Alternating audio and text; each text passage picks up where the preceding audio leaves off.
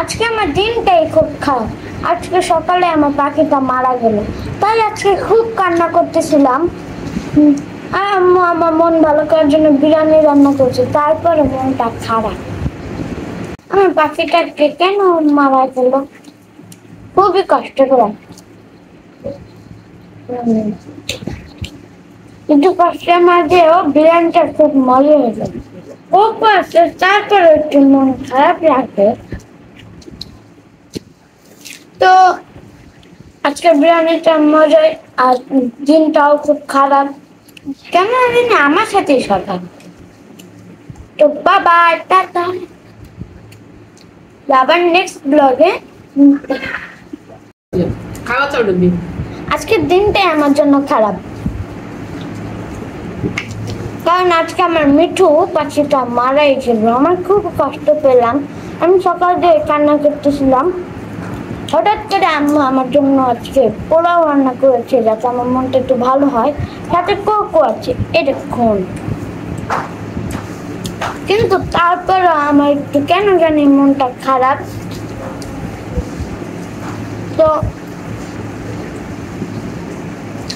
সবাই আমার পাখির জন্য দোয়া করবেন, যত জান্নাত বেশ নসিব হয়। আমার খুব খারাপ লেগেছে আমার পাখিটা মারা যাওয়ার পর থেকে।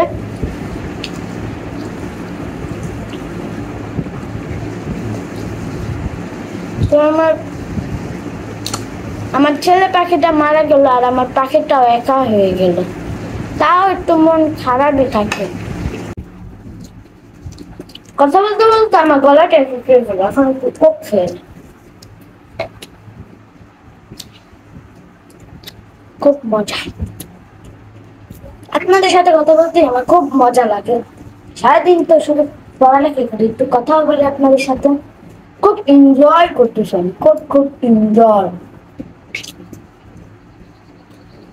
পুরোটা কিন্তু দারুণ। আমি তোমাকে thank you, very very thank you. খুব মজা, খুব মুখরোচক খাবারটা।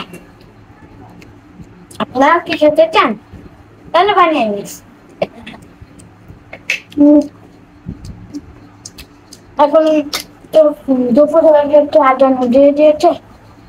আম্মু আমাকে বুঝে এখন একটু খাবার টেবিলে এনে খাওয়াচ্ছে।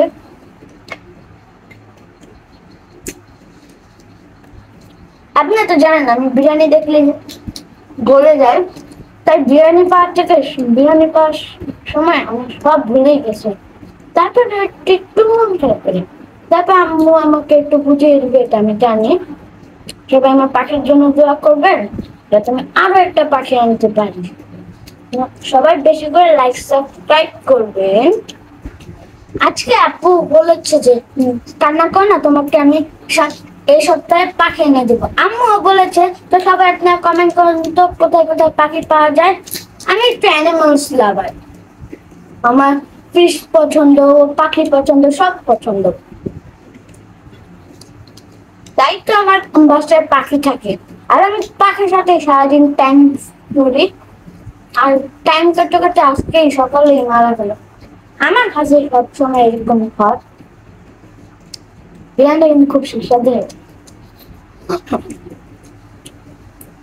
সেই স্বাদ, সেই স্বাদ, এত স্বাদ কেন? সেই স্বাদ পাপাই।